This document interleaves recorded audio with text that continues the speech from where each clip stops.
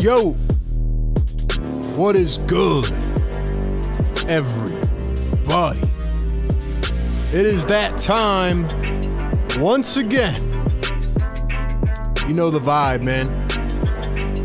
Philly Take with RB. Sixers summer, Sixers off season. We are back talking about everything related to the draft. We're going to do a mock draft tonight with a simulator. We're going to take all of your questions and answer them. What do the Sixers do, man? How do they move forward? How do they get where they want to go? Who should be the pick at number 3, at number 35? We'll talk about it all, man. Let's go. Let's go. Sixer Nation, how are we feeling, man? First and foremost, if you are tapped in, thank you so much for being here, man. I know it is the middle of the summer. Well, we'll say beginning of the summer. And it is a Tuesday night. So I don't expect Sixer Nation to be so diehard tapped into the draft, right? We're ready for it to get here at this point. But if you are here, man, thank you so much. We have been dropping a ton of draft content over the last couple weeks. So be sure to check it out, man. All platforms. We've been dropping YouTube video breakdowns. We've been dropping Instagram, Twitter posts, breakdowns of players and, strengths and weaknesses and comparisons, all that kind of stuff and more. So make sure you follow us everywhere. And shout out to our channel members. Shout out to the mods who have been holding it down. We have been streaming the NBA playoffs, but I figured we would come on here today, give it up for a little bit, little break, a little switch up, and we would talk about the NBA draft. I want to know what you guys and girls are thinking. I've had a lot of different, reactions and thoughts and things like that to the videos and the live streams. And I don't know, man, I miss talking to you guys. I know a lot of people have been kind of checked out on this team, on this franchise. So I figured today we would kind of run it back a little bit and just talk about where this team is at and where they stand. So if you guys are in here, man, do me a favor, like the stream, share it around, hit the share button, help us grow, and let's get this thing underway. First off, shouts to the members in the chat, man. Busy B in here. What's up, Busy B? Always showing up and supporting us. Don Vito says 3rd to 12 in the draft is super interchangeable. Moving down is the way, in my opinion. Don, you're a Raptors fan, my guy. Don't come in here and start that, Don. My boy Don's in here, diehard member of the channel, but don't get it twisted. He's a Toronto fan. He's going to try to spew that talk. He's going to try to, get in our heads a little bit. There's been a lot of people, man, over the last, I don't even know how long. I've just been going back and forth with them. And I mean, I don't even know what to think anymore. Like some of the takes that I've seen are just, I'll say wild to keep it simple. We'll talk about it all, but I want to know where your guys' heads are at. Like, how do we feel about the Sixers? How do we feel about the draft? What do you think they should even want to get out of this draft? Where should they go next? That's my question to all of you. So we're going to talk about some of the tough decisions that have to be made. And I'm going to sit up here and just tell you my truth and tell you what should happen, why it should happen. I've been doing a deep dive on many players, been watching a lot of stuff, still not completely done.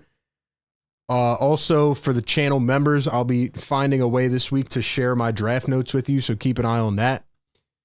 But other than that, we need to talk about some major points as it relates to this draft. So I want you guys to start off in the chat by just telling me, who do you want in this draft?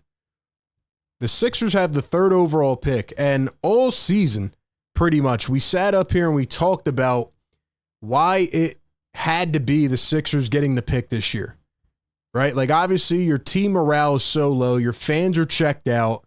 The team pretty much lied all season. And it was an absolute disastrous year. and they get the number 3 overall pick. And we're all sitting here going, yo, this is amazing. And quickly, the attitude turned, I would say, a lot negative. And I don't think I've ever seen a fan base be so disgraced about a 3rd overall pick. Like, I just don't understand how we all can't collectively look at this as a positive. I mean, this is a positive, man. The Sixers could have walked away from this draft with no picks in the first round. And now they have the 3rd overall pick. This is a good thing, however you try to spin it. Literally, they have all the cards. They have the leverage. It's all about who do they want to take. What is the clearest pathway to success in the short term and the long term? That's really all it is. I mean, it's not like you're at 5 or 6. You're at number 3. So I think a lot of the reaction has just been absolutely insane. And we're going to start off by just talking about some of these players here that were invited to the draft room. This became official today. Shout out to Jonathan Givony, who has done some great coverage. So 13 guys so far confirmed that will be in the green room. Cooper Flagg, Dylan Harper, Ace Bailey, VJ Edgecombe, Trey Johnson, Common Malawach, Jeremiah Fears, Con Knuppel, Kasparis Yakchunas, Igor Demon, Carter Bryant, Derek Queen, and Asa Newell. So, who do the Sixers take at 3? I'm not going to give you my thoughts here. I mean, you already know mine at this point, but you're pretty much looking at either Ace Bailey, VJ Edgecombe, Trey Johnson, or Common Malawach probably, right? Or Con Knuppel. Those are the names that constantly pop up. Those are the names that people want at 3. And I put out a big board this week. I've put out a few of them now. This is my 3.0 version. Might be my last one, honestly, before the draft. We're only, 2 weeks away, which is crazy. And we will be live for the draft. But, ladies and gentlemen, this is right here the list that I see in terms of what the Sixers are capable of on draft night. And let me just get it straight. Any of these players is a good pick. I had Dylan Harper on my board this entire time, but I took him off because I feel like it's pretty solid at this point that Harper is going number 2. Cooper Flagg 1, obviously, and Dylan Harper going number 2. Now, I do think that could get a little complicated on draft night, which I'll talk about here in a second. But Ace Bailey, VJ Edgecombe, Common Malawach, Con Knuppel, and Trey Johnson. And these guys here on the right are potential trade back options. These are guys that I could see the Sixers trading back, let's say, to like 12, 13, 15, and snagging. These are some hidden gems that I threw on here that I would look at if the Sixers were to trade back into the mid-first round. My inclination tells me that if they do trade back, it'll probably only be a couple spots, like maybe to 5 or 6. And I did say after the draft lottery that it felt very likely that one of the teams, right? Maybe the Raptors, the Nets, the Wizards, whoever missed out in the lottery was going to try to trade up and get up to number 3 or 4. Because all of the worst teams in the league, right? Even the Pelicans, none of them got in the top 5 other than Charlotte. So when I look at all of this stuff right here, I just don't know how anybody can think of this as a negative situation. Like, this is a positive any way you try to spin it. So let's talk about number 2. Let's go over to our boy Tankathon, our best friend Tankathon. Let's go over here. Here is what the updated Tankathon mock draft has right here. Cooper Flagg, number 1. Dylan Harper, number 2. Ace Bailey, number 3. VJ going number 4. Trey Johnson, 5. Con Knuppel at number 6. And then Jeremiah Fears at number 7. Ladies and gentlemen, do you think that Dylan Harper is going to end up as a San Antonio Spur on the night of the draft? Because I see a lot of people in the chat. Shout out to everybody in here. Don Vito, K Brock, Busy B. Shout out to the members, man. Elliot, what's up? Ryan, Sav, what's up? Za, what's good? Alex, what's up? Briggs, what's up? A lot of people have penciled in Dylan at number 2. But here's my thing.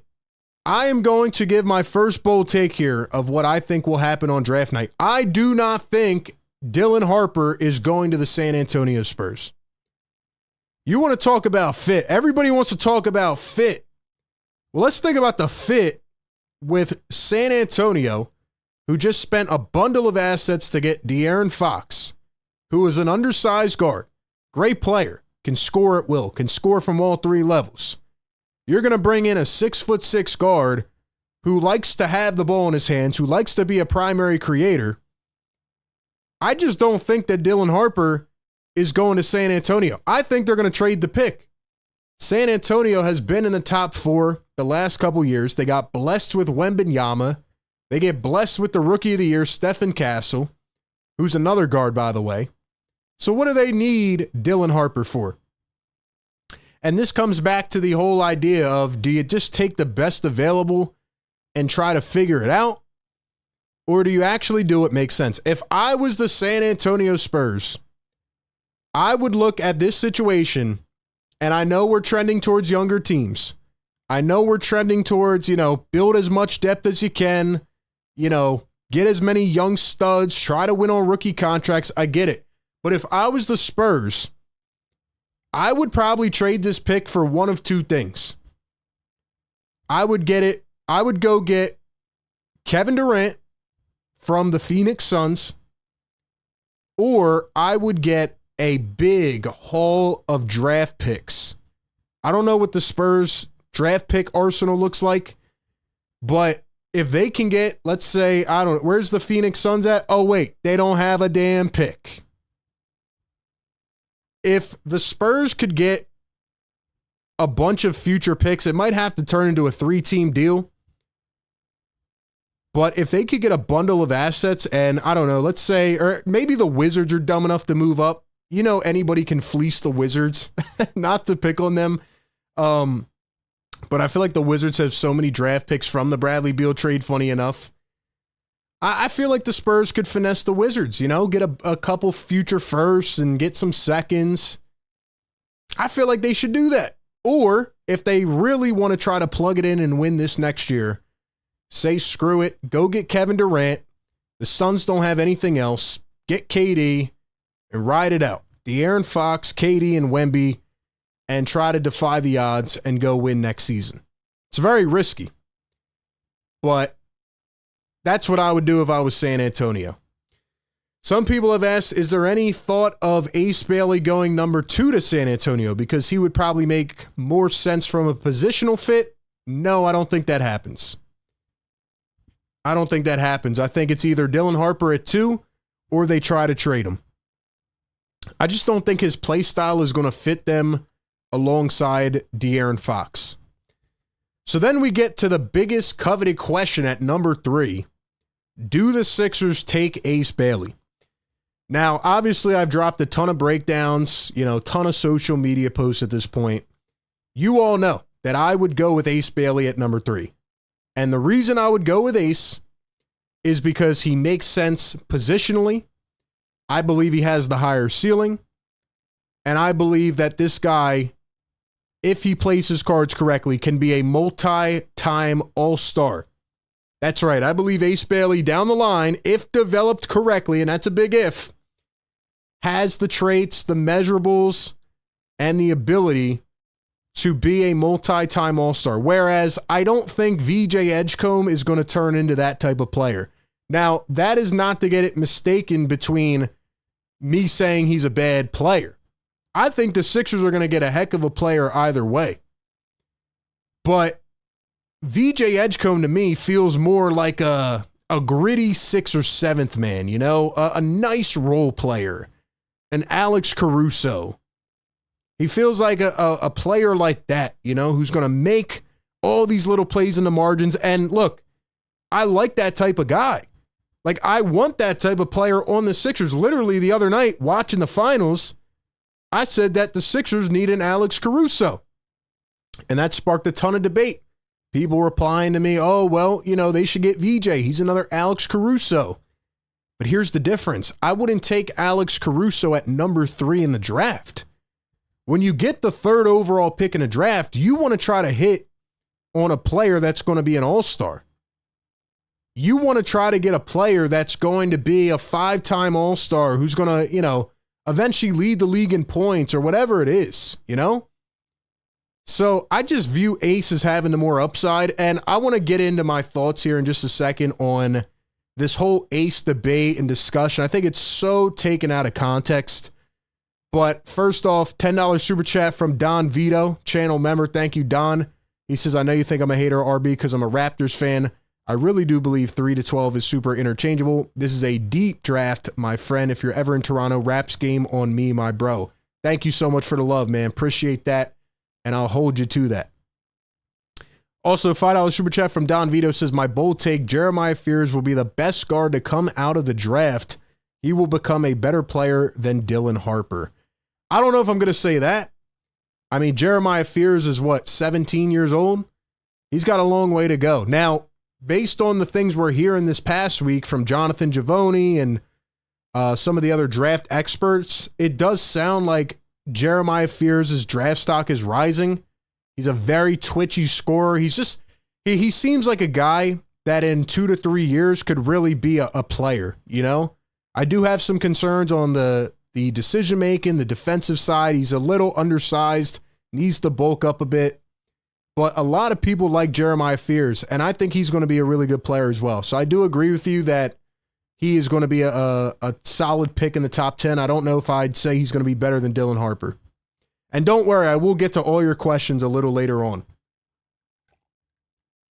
Matter of fact, before we get to my thoughts on Ace Bailey, I actually have to ask you guys a question.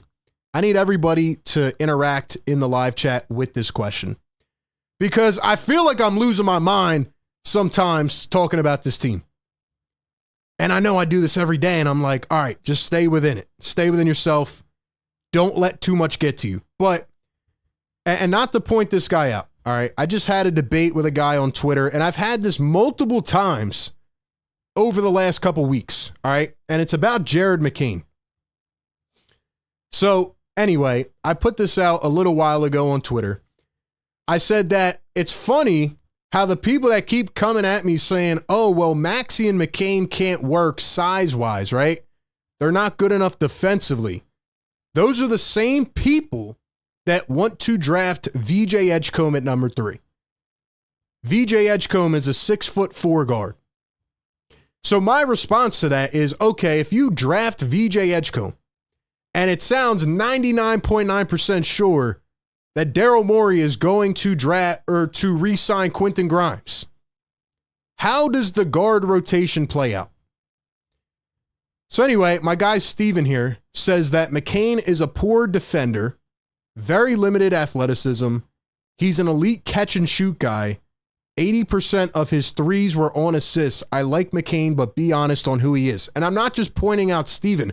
This has been said to me multiple times over the past couple weeks. So my question is, am I losing my mind? Do we not remember what Jared McCain did? I forget how many games he played. What was it? 21, 23? Jared McCain looked like he was going to the damn All-Star game. He hit the most threes in his first 15 games in Sixer franchise history. He broke about 6 other records. He had, 3 or 4 30-point games. I'm watching Jared McCain. This dude is dribble driving. He's got a bag under the rim. I keep going back to that, OT possession against LaMelo Ball where he locks him up. I don't understand where people are coming from here all of a sudden being down on Jared McCain. I don't understand why people are down on Jared McCain. Ladies and gentlemen, let me know if I'm going crazy in the chat. Because again, Jared McCain was on a crazy run. And that's all we saw until he got injured. So, where do these comments come in from that Jared McCain is not going to be a good player? And if that is the case, then number 1, why did you draft him last year? And number 2, why do you want to draft another guard? Look, I'm not saying that Tyrese Maxey and Jared McCain are going to be a all-star duo for 10 years. But what I am saying is that they're talented enough that you can figure out a way, whether it's McCain playing starter minutes off the bench or whatever it is, to make it work. Jared McCain, let's just say he's a sixth man that plays 30 minutes a game. He is going to get his.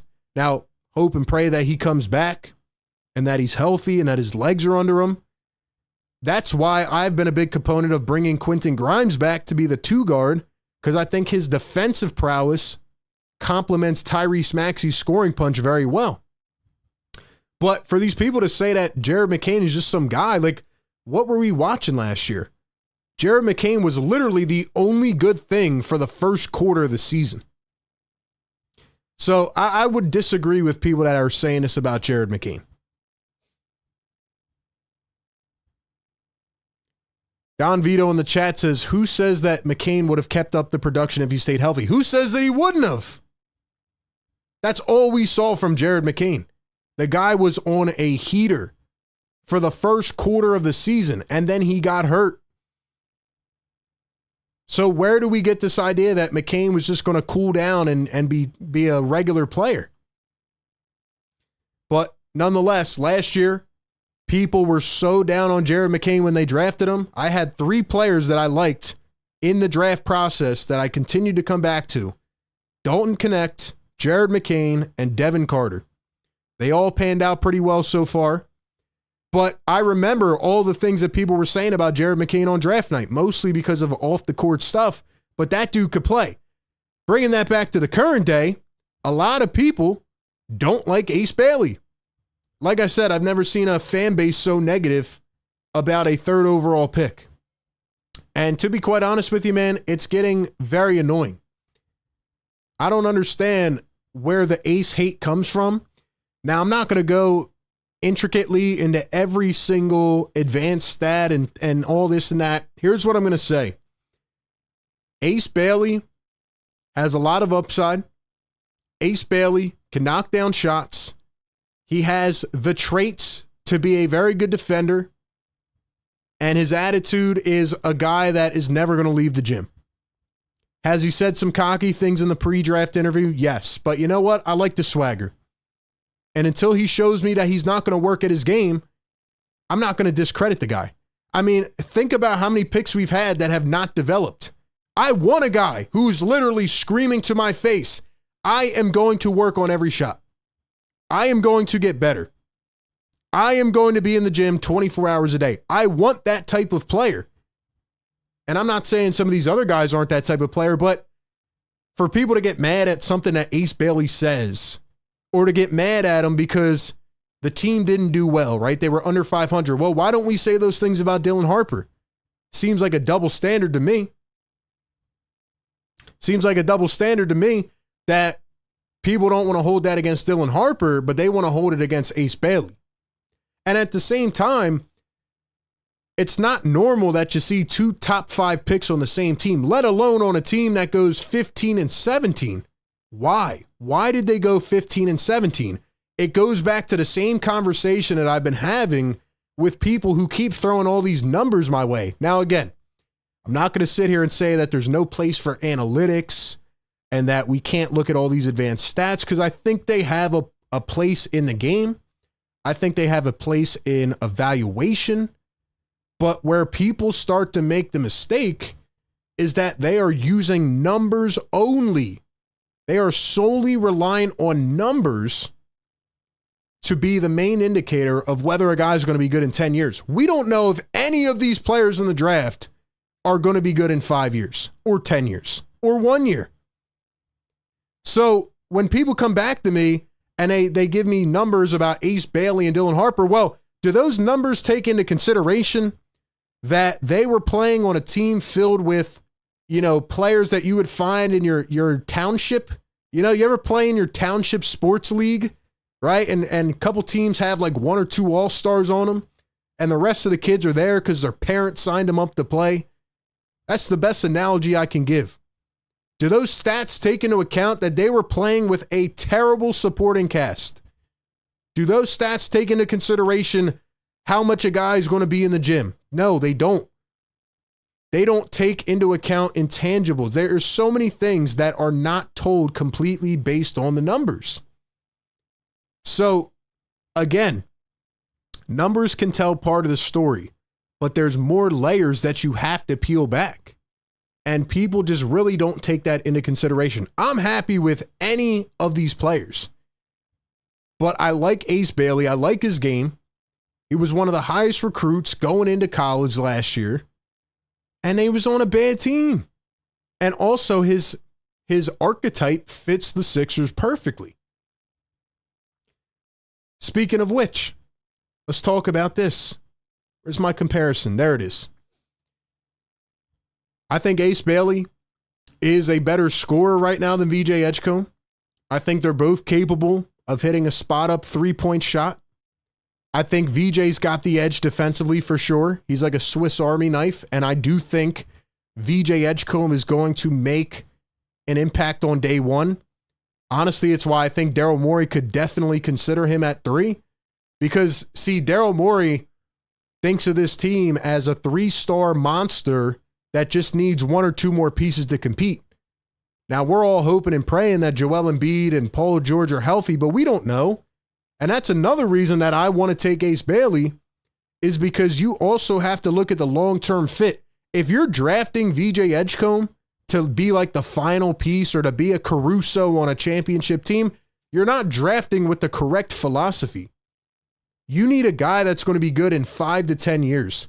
And I'm not saying VJ's not going to be that, but his ceiling might be here, where Ace's potential ceiling is up here. Now, VJ's floor is higher than Ace for sure. And I think VJ is going to contribute day one. But there's a lot that goes into this stuff, man, and it's hard to really evaluate when VJ went to a team that made the tournament and Ace Bailey was on a team with a terrible supporting cast. $5 super chat from Brian Pumper. He says, late shot clock, clogged passing lanes, one-on-one. What is VJ's go-to move? If you say cut to the basket, I rest my case. Brian, you're right, man, and that's not VJ's game. That's not his game. And the funniest thing is that the things that people criticize Ace Bailey about, VJ has the same concerns. His dribble arsenal, right? People are saying Ace doesn't have a bag, you know? All he has is that little mid-range pull-up. You know, I like Ace's shot, quick pull-up, quick release, but he doesn't have the dribble moves, you know, loose handles. He makes bad decisions. Well, guess what? Those are things that can be improved. You know what can't be improved? A 6'5" wingspan. Those things can't be improved. Your size can't be improved, but your decision-making can. And I already can see what's going to happen. You know, if they take Ace Bailey, he might start off bad the first 10 games and the entire fan base is going to go into oblivion and act like it was the worst pick ever. But guys need time to develop. Guys need time to, you know, build their resume a little bit. What we saw from Jared McCain last year was not really normal, man. So anyway, I think Ace has the higher ceiling. I think they would both fit the team in different ways, but it all depends on what you are drafting for. And I'm starting to think that Morey could end up trading this pick because he's trying to get not only more assets, but also a player that can impact day one a little bit better. All right. I'm going to take a few questions from the chat. You can also call in on the Discord if you want to at any point. And then we're going to do a mock draft. I want to go through a live mock draft. I did drop a video last week talking about some second round hidden gems. So if you guys have not checked that out, be sure to do that. We're going to talk about what would be the perfect Sixers combination here in the draft. Drop all your thoughts in the comments, man. Like I said, welcome on in, Philly Tig with RB. We're answering all your draft questions. Couple weeks away. We'll do more streams like this. It's good to be back talking to you guys. But what do you think is the best case scenario? Give me a couple players that you're interested in. Who should they take in round 1? Should they stay at 3? Should they move back? Should they stay at 35? Should they trade back up into the first round? Should they trade back? What do you guys think is the best case scenario for this team? Give me your thoughts in the chat. Riaz with a $5 super chat. Thank you so much. RB, what is the lowest you would trade down from number 3? Is there a number where you say we don't want to go past this number from 3, or is it the compensation? That's a good question. I think for me personally, I would say I don't really want to trade down unless it makes sense from a future perspective. So personally, I would like them to stay at number 3 just because I want them to get a player that could potentially turn into an all-star.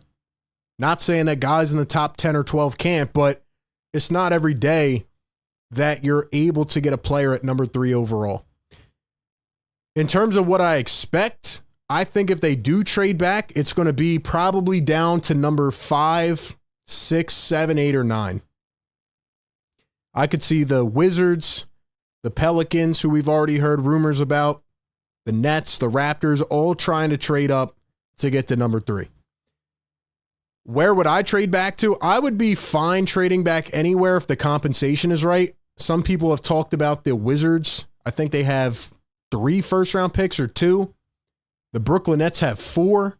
So if one of those teams is willing to go over the top to move up to number 3, let's say Brooklyn is willing to give up their later 2 first-round picks, and they're willing to give the Sixers control back of their pick in 2027, which is now 2028, I would honestly consider that because you're getting really good value in the first round, plus you're getting your pick back in a couple years.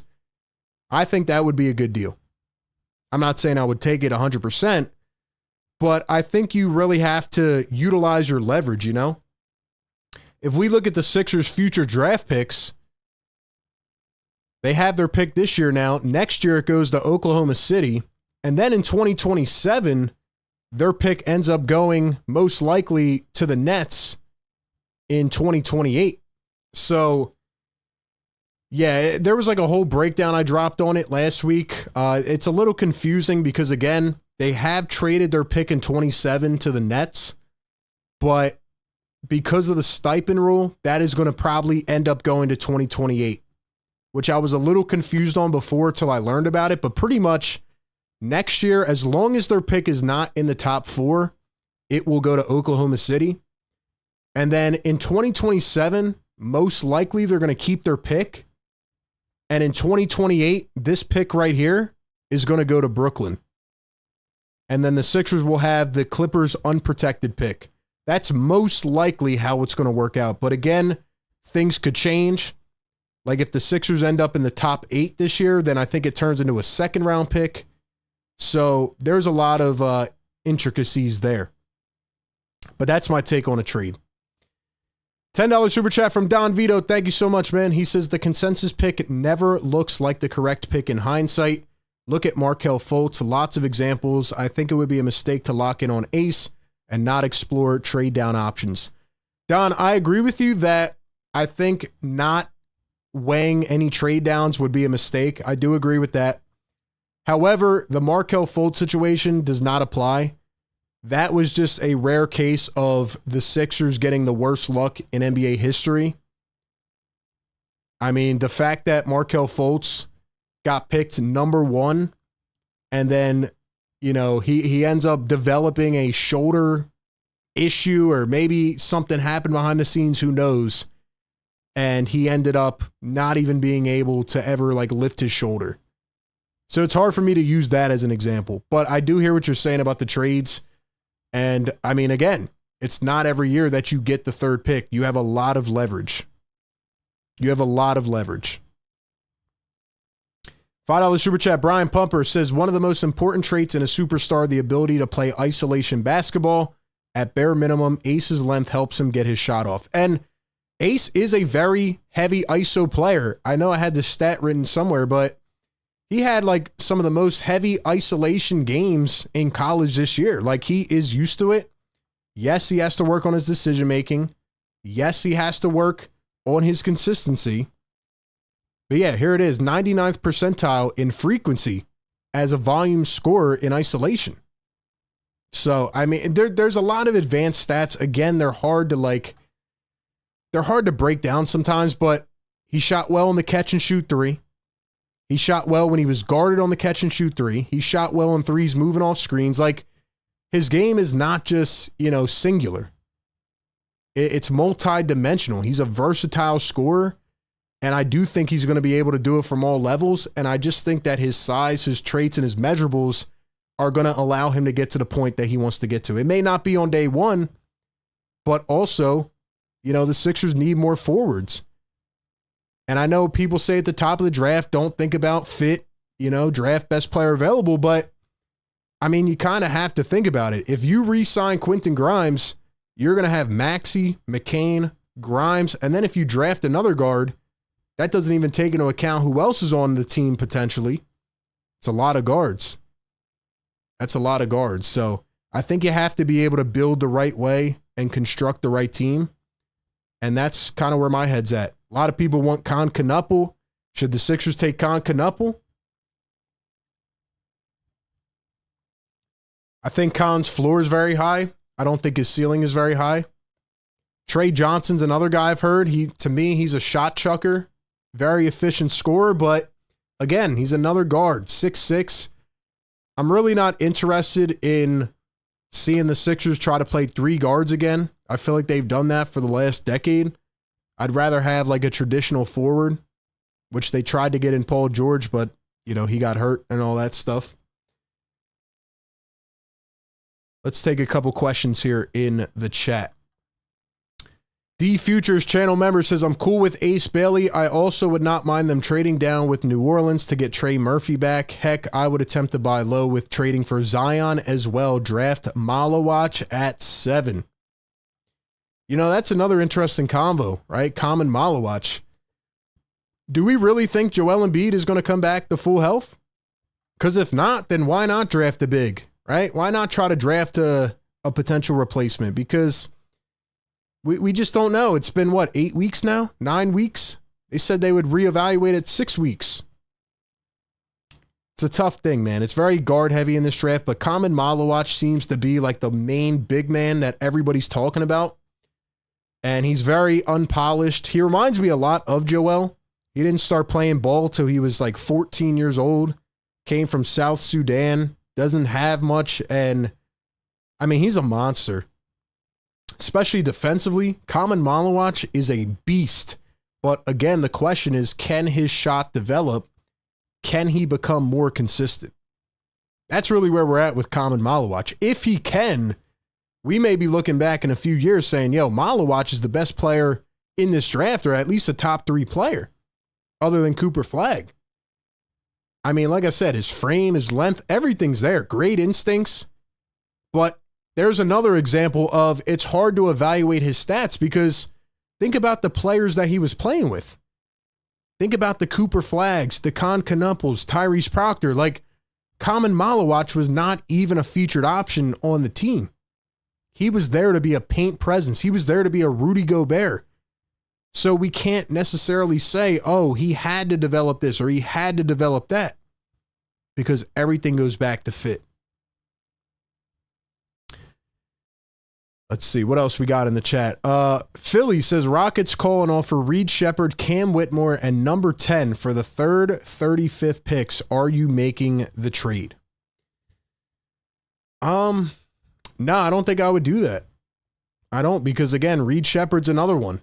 Last year they were saying that Reed Shepherd would be the best player in the draft, and he barely even played. I know the Rockets were stacked, but still, he looked good at Summer League, barely cracked the rotation. Cam Whitmore's another one, that's bounced back and forth. So I don't think I would do that. Jason 18, what's up, bro? He says Ace all day. Sav says Ben Simmons, Jahlil Okafor. Elliot says, I don't think we're paying enough attention to the bench. Even if we take Ace Bailey, we need a rebounding forward next to Bona, and Daryl should consider trading Oubre, Gordon, and Drummond. Well, that's why on my mock draft board here, I actually put a couple options of trade backs. I don't know if you guys have familiarized yourself with Rasheer Fleming or Cedric Howard. These are 2 players that I could see plugging in at the forward position that I think could be really good players for this team. And I talked about them in my last video yesterday, so be sure to check them out. Rasheer Fleming from Camden, New Jersey, And Cedric Coward, he only played 6 games this past year, but the scouts are calling him a big draft riser. And he's starting to look like a future Kawhi Leonard. That's what they're saying. So check out Cedric Coward and Rasheer Fleming. Fleming, I think, is a perfect player that you could plug in at the 4. I think he'll probably go in the mid to late first round. That would be a guy I would target for sure. Great hustle, great instincts defensively, and just a nice connective piece. Can knock down a spot up 3-pointer shot. So check him out.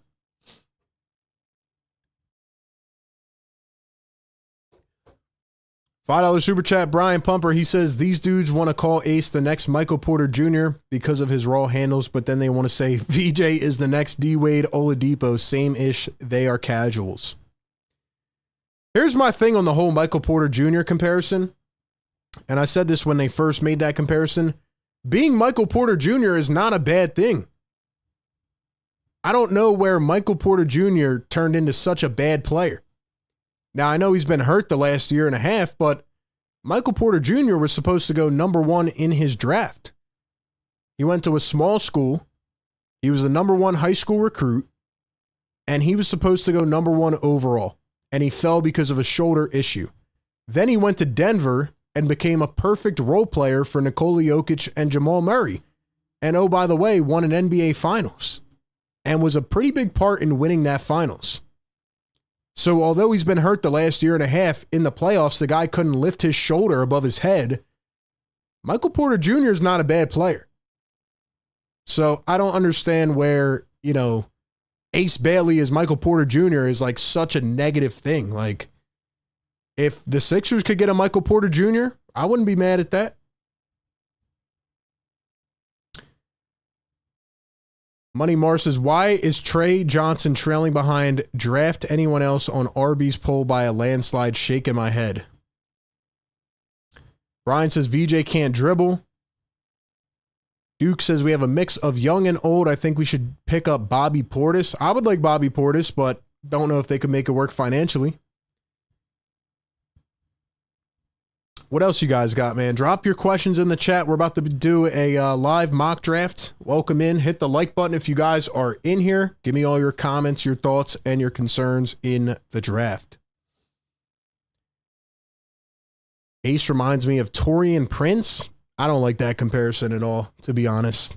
I think in a couple years, Ace Bailey will be able to be a primary creator. I don't think he's Taurean Prince. I think that's a interesting comparison. Money Mars says, Denver cannot wait to get MPJ out of town. He's Tobias Harris Jr. Yeah, Michael Porter Jr. may want to get traded now because he's been injured for a year and a half, but Michael Porter Jr., ask any Denver Nuggets fan, was a very integral component of winning that NBA Finals. And if you say he wasn't, then you just simply weren't watching. Simple as that. All right, guys, let's go to the mock draft, and this is going to be an interactive live mock draft. We're going to pull up, where are we at? Here we go. Shout out to Fanspo.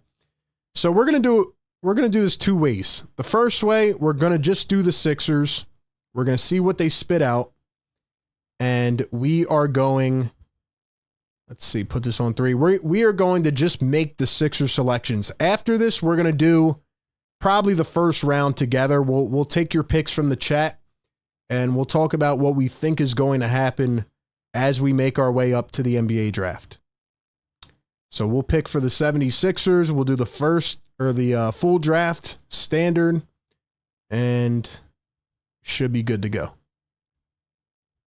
Sometimes this thing ends up weird. Like, see how they just took, Fanspo, you guys got to fix your thing, man. Because Fanspo, like, sometimes it comes out perfect, and then sometimes it makes no sense. Could you imagine if this happened? Could you imagine, man?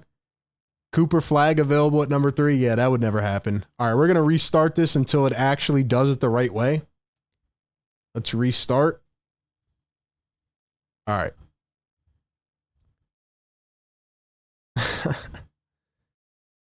Bro, why do they keep doing this, man? Fanspo, to me, has been the most consistent mock draft so far. but I just don't understand, man. If you guys have any better mock draft sites, let me know. To me, they've all been like iffy, but Fanspo has been the best, and now they're tripping right now. There we go. Cooper Flag.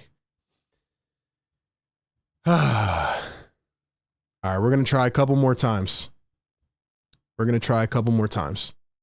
That time they took ace at number 2. All right, let's see if this works. Nope. I guess we're going to have to make the whole draft ourselves. Let's try this one. Let's try no ceilings. Are they better? There we go. Well, they took ace at number 2 again. All right, we're going to try one more time. One more time. Where are we at here? Restart the draft. Do you guys think there's any possibility that the Spurs take ace at 2 and that Dylan Harper falls in number 3? There we go. Finally. Finally, we got it to go. Secret Underdog, what's up, man? He says, I have no idea why I did not get a notification for the stream. I'll tell you why. Number one, because we've been streaming NBA playoff games. And unfortunately now on YouTube's algorithm, when you don't watch a certain creator, even if you're subscribed to them for a couple days, or let's say you're subscribed to them, you haven't watched for a couple days, they take them out of your algorithm. And that way, you know, like they only go based on what you've watched in the last couple days, which is why I keep telling you guys to hit the notification bell. Make sure you hit that notification bell, because if not, like my guy Secret, who taps into every single live stream and maybe has missed a couple, you know, you're not going to see the videos in the stream. So make sure you have those notifications on. It is very important. Very important. My guy Don in the chat's definitely trolling, man. My guy Don is trolling, man. He's a Raptors fan, though. You got to give him some slack. But he's in here trying to infiltrate our chat, man. All right, so number 3. Where's the show the draft? Here we go. So the draft was Cooper Flag and Dylan Harper at number 2. Who do we think is going number 3? Drop it in the chat right now. Ace Bailey or VJ Edgecombe or whoever else. Who should the Sixers want at number 3? Who should the Sixers want at number 3? Secret says, I have the bell on. Usually I get the noties. Well, I don't know why they're not sending them out. YouTube, stop playing with us, man. If you guys are not getting noties, make sure you turn them off, turn them back on. I don't know, man. And make sure you hit the like button. That helps us push this out more as well.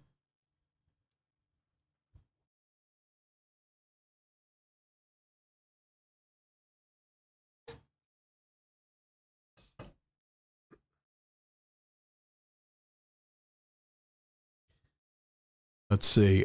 Ace, ESPN has Harper at 4 or 5. I don't know why they would have that. Vincent says Ace. Rob says trade back. Howie says trade back. Secret says Ace. Ryan says Ace. Trade back for Asanuo. Ace or Trey.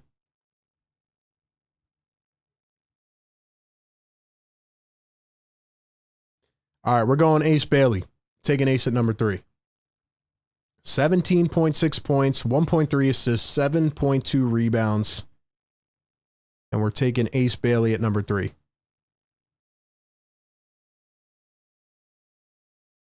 All right, ladies and gentlemen, drop who you think the Sixers should take at number 35. If you watched our video on Friday, you will know some second round players, or maybe you have your own. Who do you like in the second round? Here's Rasheer Fleming, Liam McNeely. Let's see who's left on the board. That's crazy. Johnny Broom at 21. Yo, they got to fix this mock draft simulator, man. They need to fix this mock simulator. There goes Adu Tiro. Noah Essing. He's probably going to get drafted mid-first round. Boogie Flan's not even in the draft anymore. Why did they have Boogie Flan? He's not even there. Shout out to my guy Yaxel. He's not in the draft anymore. Yeah, I couldn't believe that that Yaxel went back to school. He's transferring to Michigan, probably to make the NIL money, but he was probably a first-round pick. Anyway, I'm going to be realistic here. Couple guys that I would look at number 35, Ryan Kalkbrenner, 7'1" center out of Creighton. Who else? Let's see who's left. They took all of our other guys.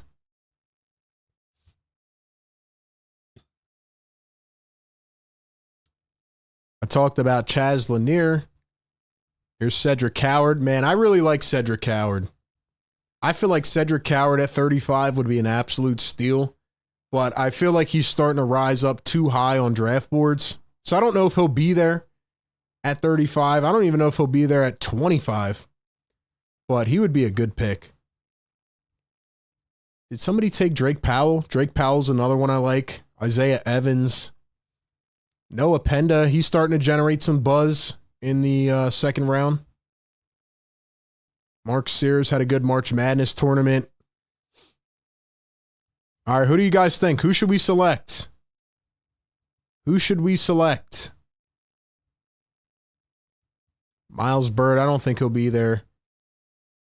JT Toppin went back to Texas Tech. Let's see. Maxine Reynaud, Kalbrenner. Maxine, Kalbrenner, or Reynaud. Noah Penda's nice. Lendenborg will be a top 10 player next year. Shout out to Yaxel, man. I don't know if you guys were in the streams before when I said this, but I actually have played basketball with him before. So shout out to Yax. Is John A. Broom. Now, in this weird mock draft, they took John A. at the end of the first round at 21, which is not happening. I think John A. Broom would be a solid pick too, even though I have some concerns about his shooting translating to the NBA level. Let's see. Miles Bird played where I'm from, so I won him, says Alex. Hunter Salas. Yeah, Caravan's not even in the draft anymore. I don't know why they didn't update this. They need to fix their thing here. Let me know if you guys know any other mock draft sites, though. We're going to go with, I'm seeing, let's see. Who should we go with? We'll go with Maxine. Or Maxime. We'll go with him just because I'm seeing his name in the chat the most. But we'll go with him. Cedric Coward is a no-brainer. Top 20 easy. Let's see. Fears is a career bench player.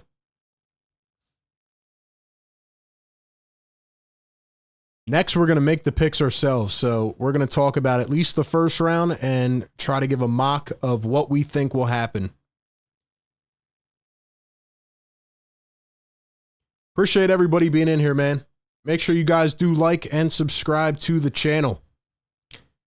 So we took Ace Bailey and Maxime Reynaud at number 35. If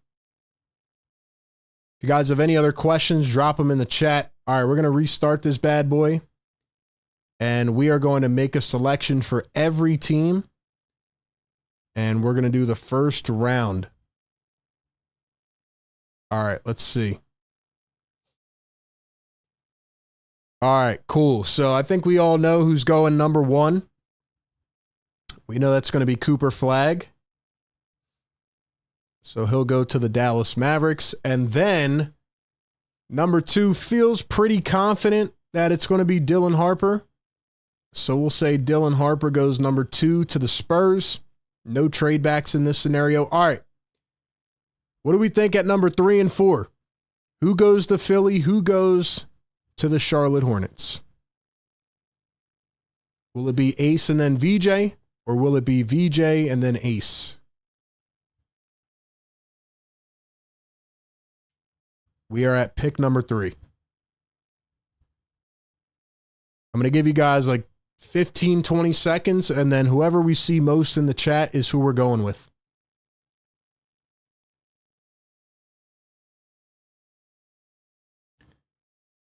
Lee says, I think the Sixers are going to pick Trey Johnson.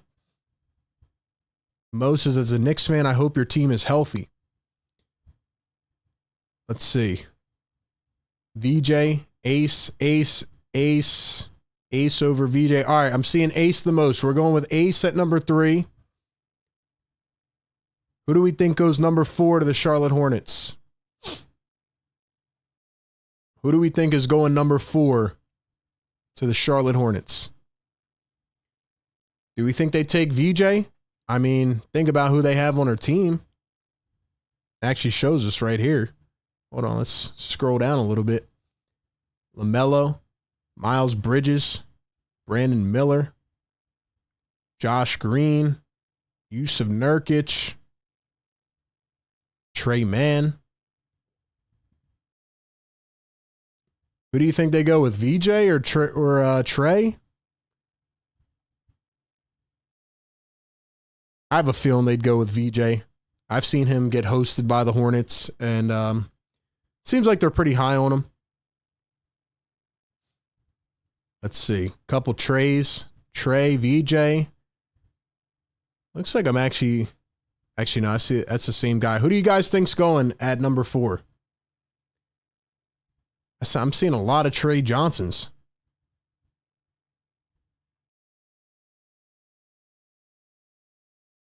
I feel like the Hornets could use some defense, though.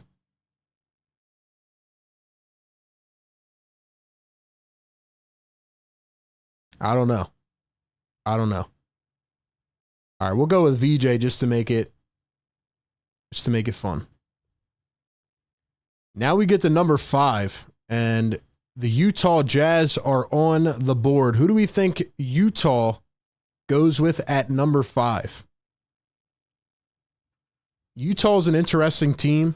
I saw they just fired a couple draft scouts because they had missed on their pick last year. I don't know why they picked Cody Williams. Taylor Hendricks, interesting pick. He had a very nasty injury last year. Taylor Hendricks. So I don't even know what his status is. Shout out to KJ Martin over there in Utah. Seems like they're going to trade Jordan Clarkson, maybe Colin Sexton. I don't really know what Utah's doing. Like, Danny Ainge has really done a good job collecting assets, but they've kind of missed on these picks. So John Collins really is not that valuable at his number. Markkanen is really the only guy that's like a for sure thing. But other than him, I mean, it sounds like Utah is going to be back in the lottery next year trying to get that number 1 pick, right? The number 1 pick next year, as we think it'll be right now, is from the area. He's going to school right down the street, and maybe he would be a perfect player, but that's the gamble now of the new lottery process, right? Like, Utah thought they were going to get the top pick this year, or at least a top 3. And they finished at number 5. All right, what do you guys think? Let's go to the chat. Trey at number 5. Kasparis, Malawach, Utah, Jeremiah Fears. Let's see. Guys, only comment once with your prediction so that we can see who the most ranked player is. Let's see. I see Jeremiah Fears for Utah. Utah's taking Concanupple. I don't know, man. It's a toss-up. Can we sim this pick? Let's see. Auto pick. Whoa. Can we stop? Okay. So we did an auto sim, and they took Kasparis Yakchunas. I'm not really that high on him. I mean, I don't know. I think he's got a long way to go in terms of development. You know, he could be like one of those shifty playmakers down the line, but I don't know if he's worth a top 5 pick.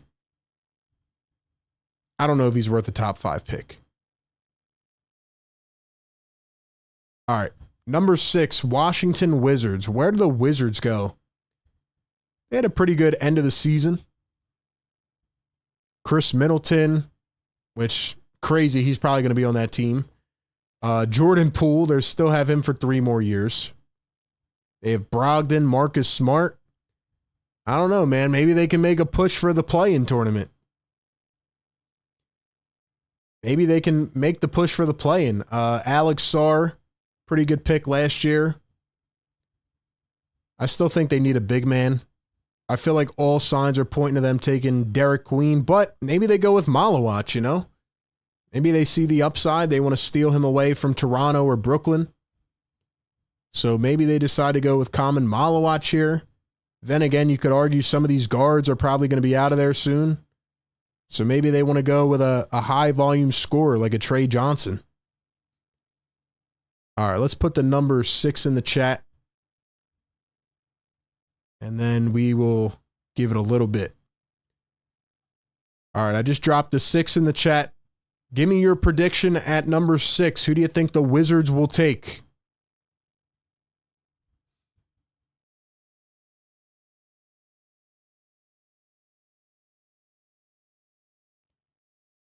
Like I said, we're trying to move through this thing, man. So I'm going to take the first answer I see. Let's see. Derek Queen. I'm seeing Derek Queen. So we'll go Queen at number 6 to the Wizards. That brings us up to New Orleans. Definitely a trade out spot here, but I'm making this pick myself. I feel like everything I've seen is Con Knuppel to the New Orleans Pelicans. Feels like a pretty good fit there, especially when you think about CJ, who will probably be going after next year. DeJounte coming back from an injury. Herb Jones coming back from an injury. Murphy, the whole team. They're like the Sixers, man. The whole team got injured. So we'll go with Con Knuppel at 7. Now we get to Brooklyn, who has 4 first-round picks. And who do we think the Nets take at number 8? Let's drop number 8 in the chat. Who do we think the Nets will take at number 8?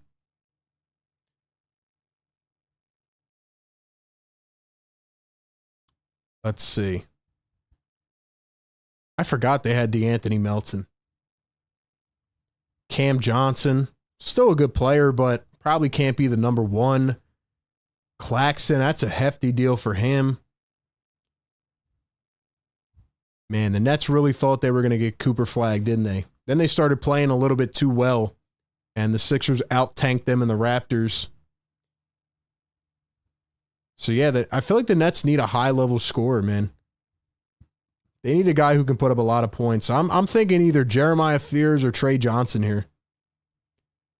Let's see. The chat's consensus is Trey Johnson. All right, we'll go Trey at number 8 to the Brooklyn Nets. Then we get to the Raptors at number 9. I think it's pretty obvious what they need, right? They have the guards. They have the wings. Now they have Brandon Ingram who's coming back. They need a better center. They need a guy that can bank on a big man who can fulfill some of the role of the backup center to start, probably try to emerge to be the guy. So we're going to go with Common Malawach to the Toronto Raptors at number 9. Number 10, Houston Rockets. I don't know what the Rockets do, man, because, I mean, they made the playoffs. They were the 2 seed. They still have Reed Shepherd on the bench from last year who they didn't really play. What do you guys think happens at number 10? I feel like they do need to move Jalen Green for a more consistent, productive scorer, a guy who's not going to disappear in the playoffs. They feel very like KD-ish. I feel like KD could get traded to Houston potentially if they want to try to put that final piece on the radar. But then again, it's like, I feel like teams are kind of shying away from giving up a bunch of young players and assets. You know, maybe the Rockets just needed a little more experience. And, you know, they have the tough guys. They have all that. I don't know, man. I don't really think they go with a guard here. I think they need a forward. Maybe they're just going to take an OKC approach, though. Maybe they're going to take an Oklahoma City approach and just take as many guards as they can. What do you guys think? Rockets need a point guard or a 3-and-D guy. I feel like they could trade out of this pick, but just for time being, we'll say that Jeremiah Fears goes to Houston. That could be their future development guy. And then at number 11, the Portland Trailblazers are on the clock. Team needs severe power forward or a center.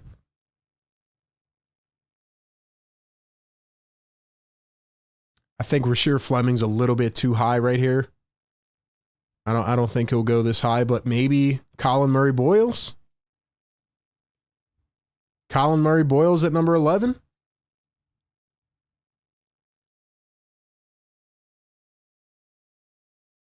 Asa Newell? I didn't even see you could filter them right here. Maybe they go with a European guy. Maybe they shock everybody, go with Noah Essing, who's been rising up draft boards.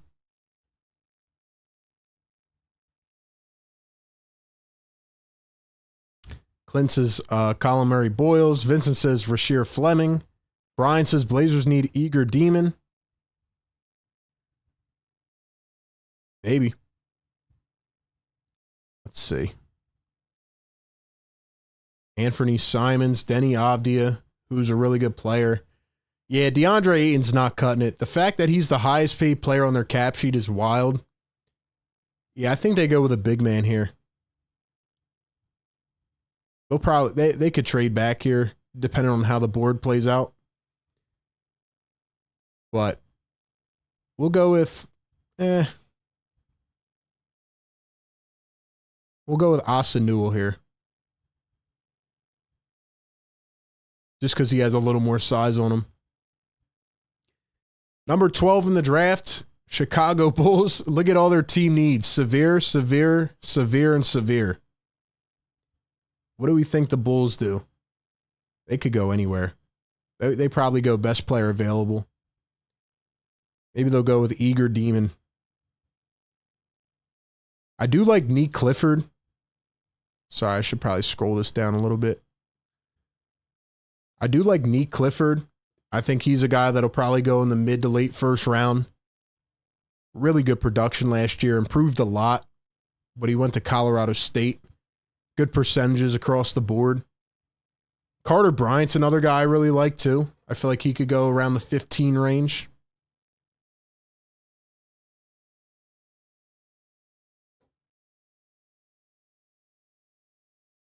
Let's see. They got Klingon last year.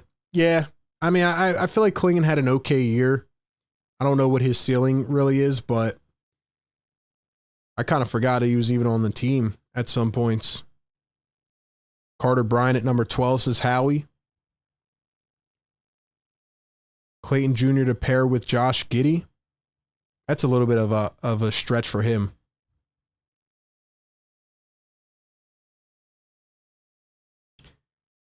Wow, we got $100 super chat from my guy, Don Vito. Hold on, man. Hold on, man.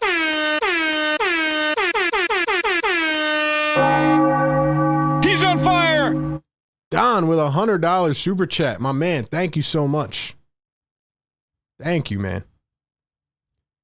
RB, you always have my love and support. This will be my last super chat, man. We'll catch up eventually through other means and maybe link up one day.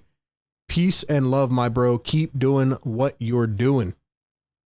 Don Vito, thank you for the love and support, man. Appreciate you, my guy. Appreciate you, man. Thanks for being a channel member as well. Shout out to Don Vito. Show him some love in the chat, man. Drop the member emojis. Drop the MVPs. Don showing some love. Let's see. Demon and Giddey are too similar offensively to be on the same team. Could be a Cedric Coward spot. Yeah, if he rises up that much, maybe. Potentially, yeah. I think people are sleeping on how well Clayton Jr. tested at the combine. I don't think they are. I think Clayton Jr. is one of those players where, like, he's just a little bit undersized. I don't know if he can really make it at the NBA level, but he's a heck of a player, man. Lot of talent. Spot up shooter. He's a sniper, man. Great tournament. Shout out to him.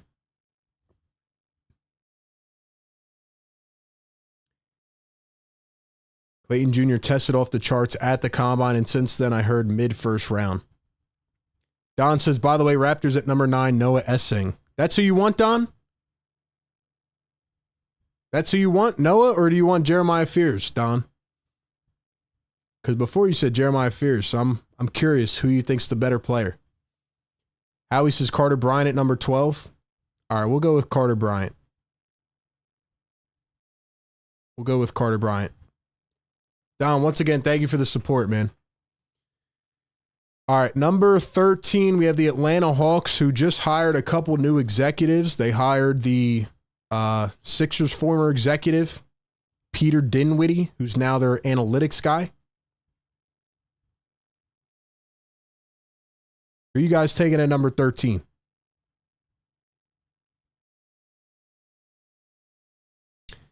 Don says, busy shouldn't have timed me out, bro. You were a real one. I won't be back, fam.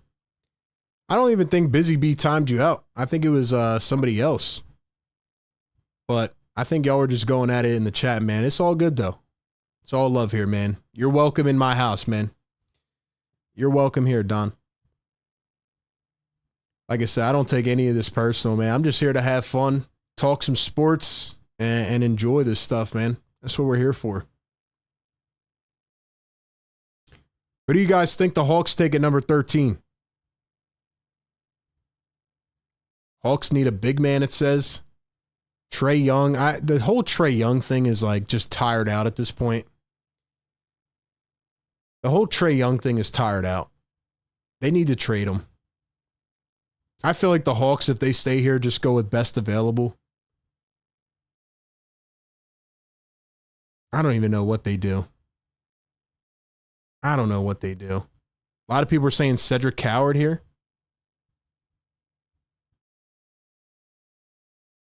Busy says, not me catching strays. Yeah, I don't think Busy timed you out. Don, you're welcome to stay, man. I don't know why you got timed out, but it's all good, man. Coward or CMB, says Brian Pumper. All right, what do you guys think? CMB or Cedric Coward? Drop it in the chat.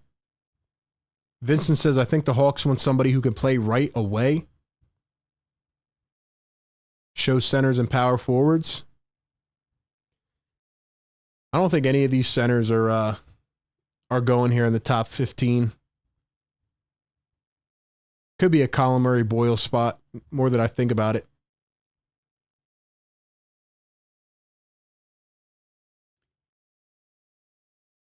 Rook says CMB. D says Cedric Coward. Vincent says Cedric Coward. I think CMB falls in the draft. Yep, Busy, exactly. That's all we want, guys. Be respectful in the chat. Everybody's welcome with their opinions. Just keep it clean. That's all we're here to do, man. Just have some fun. All right, we'll go with CMB here. He's an absolute dog, man. Feels like another Draymond Green to me. All right, number 14, we have the San Antonio Spurs again. Can't believe they get the draft again. And I'm just going to go with my gut feeling here. Looking at their team, in this scenario, they get Dylan Harper as well. I don't know. I feel like this could be like a stash pick. I feel like they'll go with an overseas guy. They usually do. So I'm going to say that they take Noah Essing here. I don't know. Just a little bit of a gut feeling. Number 15, the Oklahoma City Thunder. Oklahoma City. What do they need? I don't know. Do they need another 15th man on the roster? Do they need another 15th guy on the roster? They need another Aaron Wiggins? What do we think? I don't know, man. Can we skip them? Can they trade their pick? You know OKC is going to trade this pick for like 3 future seconds, right? And a first. They're going to trade this for 5 second-round picks. I don't know. Who's a quick forward or guard that they would take? You know, they'll probably go with Eager Demon here. They'll probably get him somehow. Just like they have Topic stash for next year. All right, 16th pick in the draft. What do the Orlando Magic need? Shooting, and more shooting. If it could say team needs shooting, that's what it would be. That's what it would be. They need shooting upon shooting. Nick Clifford, who I just mentioned, shot 37% last year. Actually, I think if we click these guys, yeah, it actually... Oh, it just shows a video. Does it show they're like... Doesn't show like all their percentages though? Well, that's kind of whack. They have them at 13 or 21. Is there any stats here? They should have like a full stat breakdown, but what do you guys think for the Magic? Maybe they go with Cedric Howard. Maybe this is a Cedric Howard spot. Raptors are going to draft Johnny Broom at 9. My boy Don might lose his mind if they take Johnny Broom. Or what's that other guy, Danny Wolf? Isn't that who you said before, Don? If they take Danny Wolf at number 9, you'd lose your mind. That'd be crazy. Liam McNeely's he's a better shooter than his percentage showed last year. I think Liam McNeely could be in play here too.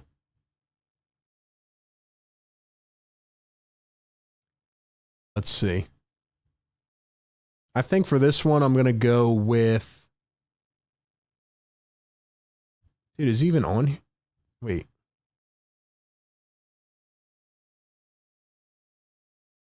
Where is he? Oh, there he is. This is going to be a bold take. I'm going to say they take Cedric Howard. I'm going to say the Magic take Cedric Howard. 17.7 points, 3.7 assists, and 7 boards. Only played 6 games, though. $5 super chat from Green Blaze, the Fly Eagle. Thank you so much. He says, I think we need a point guard, and I think the move should be Jeremiah Fears. We need a point guard who can facilitate. Are we talking about the Sixers here, or are we talking about the pick that we're on? Green Blaze, who are you talking about? The Sixers or another team for Jeremiah Fears? Don Vito, $5 super chat. Thank you so much, man. He says, I want Fears, but I don't think he'll be available at 9. If he is, I'm all in. Otherwise, I want to take the swing on Noah Essing. Hey, I don't think that'd be a bad pick for the Raptors. I don't think that'd be a bad pick. Don, who do you think Fears is going to go to, realistically? And once again, thank you for the generosity, man. I appreciate it. And for Green Blaze, who are you talking about for Jeremiah Fears? Who do you think drafts him? Also, if you guys have not yet, man, hit the like button, bro. Hit the like so we can push this out to more people. Let's see. All right, next pick. Let's go to the 17th pick, the Minnesota Timberwolves. Man, I think the Timberwolves they're in limbo, man. And a lot of people may not agree with me, but I think the Timberwolves are in a tough spot because Rudy Gobert's not getting traded. Yeah, the Timberwolves have a cap hold from Evan Turner. I did not know that. I did not know that. Julius Randle, 2 years left. Gobert, 4 years left. I don't know, man. What do you guys think the Timberwolves do here? Do they actually blow it up and trade Rudy? I don't think they do, right? Naz Reid's a free agent. They should bring him back, right? It's going to be a lot of money. A lot of money to bring back Naz Reid. They are $27 million into the first apron already. That's a tough situation. They're going to need a guy that can hit quick. I mean, they have Terrence Shannon. They have Rob Dillingham, which is, to me, still the weirdest thing from last year's draft. I don't know, man. Do they go with another guard here? Let's see who best available is here. Do they go with Neat Clifford? What about Jace Richardson? I feel like we haven't heard a lot from him. I feel like we haven't heard a lot about Jace Richardson throughout the combine. Maybe they go with him. Maybe they go with Liam McNeely, another sharpshooter. I don't know, man. What do you guys think? All right, I'm going to put a, what is this, pick 18? 17? All right, I'm going to put a 17 in the chat, and I'm going to let you guys decide where we go. $2 super chat, Green Blaze says Sixers. All right, so Green Blaze thinks the Sixers should take Jeremiah Fears, which would be a trade back scenario, most likely, a couple spots, and then they pick up Jeremiah Fears. Can't say I could see it happening, but we'll see. I just don't see them taking a guard, especially an undersized one, but maybe. You never know with Daryl Morey. I mean, he usually does make the right decision, so, you know, I do think Daryl Morey could take a guard in this draft. I just think it'll be later on, but we'll see. What do you guys think for the Timberwolves, though? $5 super chat, Don Vito. Man, thanks for all the love. He says, thanks, RB. Thanks, Busy Bee. All love, my guys. Love being here and love you all. Hey, we appreciate you, Don. We don't want you to leave, Don. Stick around, my guy. You've been here all season long, even as an outside fan. So you're welcome. All right, let's see what people are saying. Fleming for defense. Fleming for sure. Rasheer, number 17. Fleming.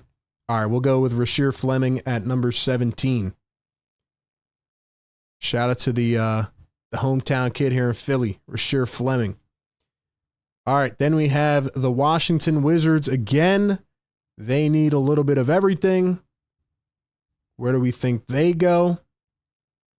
Feels like it could potentially be a Liam McNeely spot for me. I don't know if they go with Richardson. Maybe Richardson could be one of the guys that falls in this draft. We had them taking Derek Queen. So, yeah, I think they'll go with probably a guard here. I like Neat Clifford, Liam McNeely. Keep your eyes on Will Riley, too. I think he's got a wide range in this draft. I could see him going like 16, 17, 18. I could see him going 27, 28, 29. What do you guys think? McNeely? All right, we'll go with McNeely. We'll go with McNeely here. And then at the 19th pick, once again, we have the Brooklyn Nets.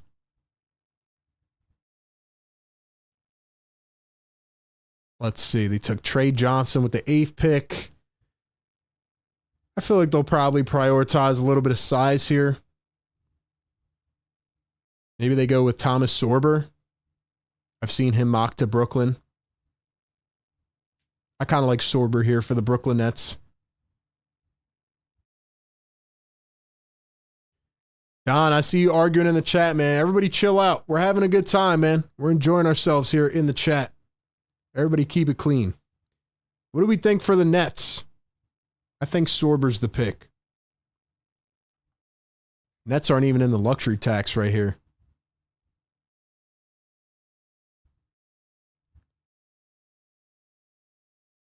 I'll take Will Riley. Will Riley, Nets, Sorber. All right, we'll go with Sorber. We'll go with Sorber.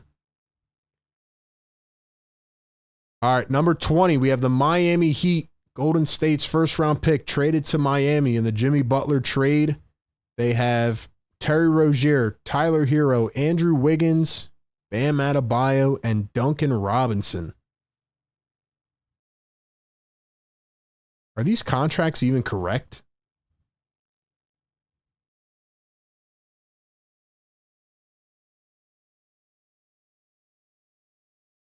So I guess it's counting. Fanspo, you guys got to get your stuff right here, man. I think this is saying that there's 1 year left on the deal for Duncan Robinson. I don't know. They got to get their stuff right. Let's see.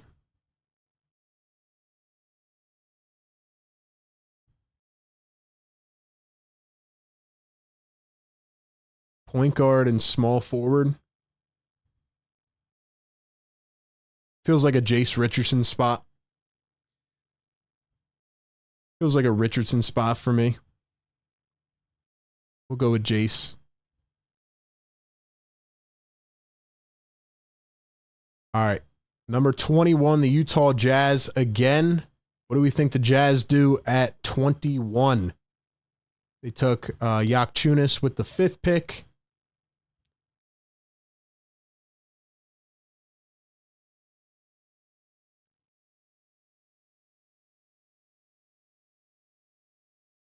Once you get to the 20s, man, it's kind of just hit or miss. I think Utah could trade this pick. We'll go with Nick Clifford. I like him. 22nd pick, we have the Atlanta Hawks. What do they need? More guards, forwards. We had him taking a big man here at number 13, Colin Murray Boyles, who's a 4. Maybe they could go with Danny Wolf here. We'll go with Danny Wolf. 23rd, we have the Indiana Pacers. Feels like a great spot for a Will Riley. Feels like a very Indiana type of player. We'll go with Will Riley. 24th, I already could see who they're taking here. Walter Clayton. That's our boy Vincent. I know he likes Walter Clayton. We'll go with Walter Clayton to the OKC Thunder. He'll probably turn into a 45% three-point shooter. So Clayton going to the Thunder. Let's see, 25, we got the Orlando Magic. We took Cedric Coward at number 16. They still need more shooting. They still need a lot of shooting. I really like Tyrese Proctor in this draft. He'll probably go in the 2nd round, but I like Proctor a lot.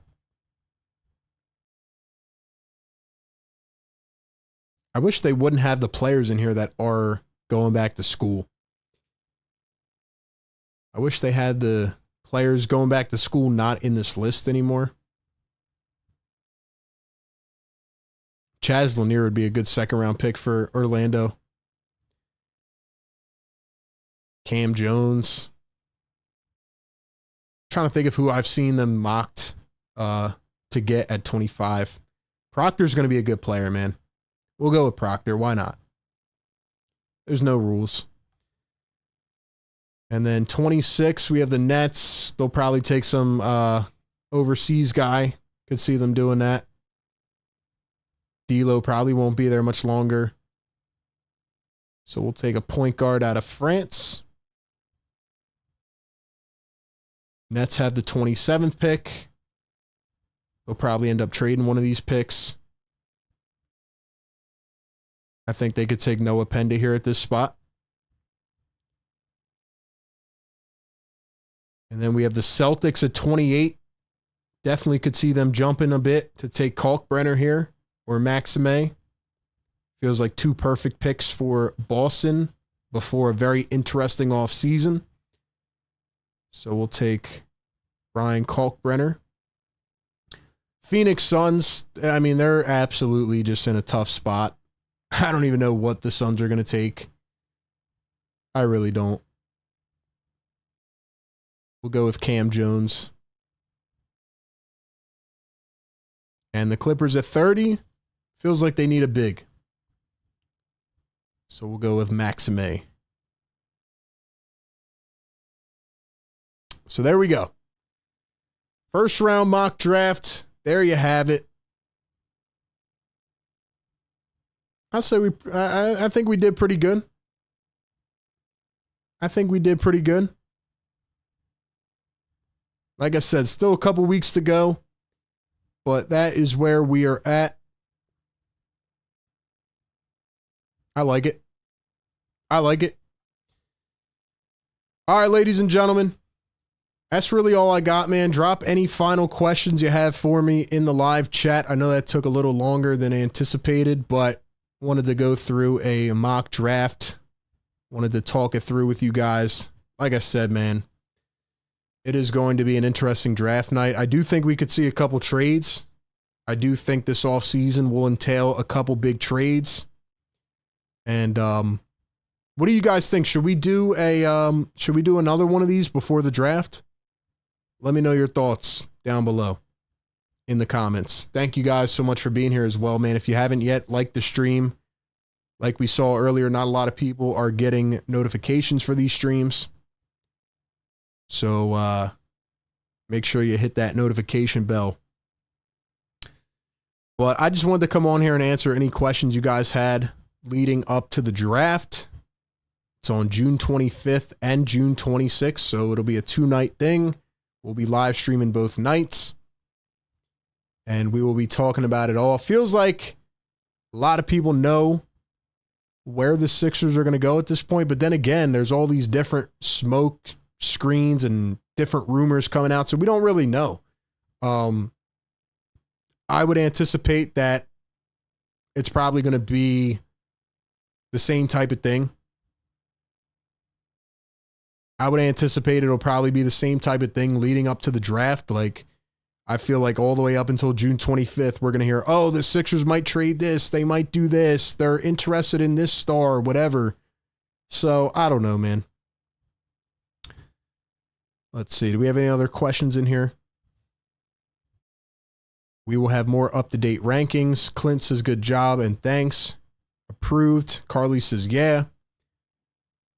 Swipe for trade back options. Yeah, that was just my, this is an Instagram post, so it was pretty much swiping to this. These are the trade back options I like in the first round, if they were to trade back to the mid-first round, but that's where I'm at, man.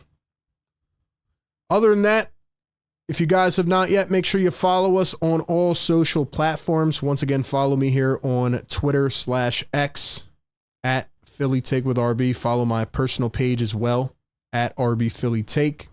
Follow our Instagram page at Philly Take with RB, and follow us on TikTok as well. And make sure you have those notifications on. Ladies and gentlemen, that's where we're at. That's where we're going to end this one off, man. Thank you to everybody who supported the show tonight. You guys were incredible. 2.5 weeks to the draft, man. Join the Discord as well. We'll be talking more in there. Guys, tomorrow night we'll be live for the NBA Finals. Game number 3. Tap in tomorrow night. We'll talk more about this stuff, and we'll have some fun, man. Shouts to the members. Shout out to the mods holding it down. Appreciate you guys, man. Enjoy the rest of your night. Good night, everybody. Peace.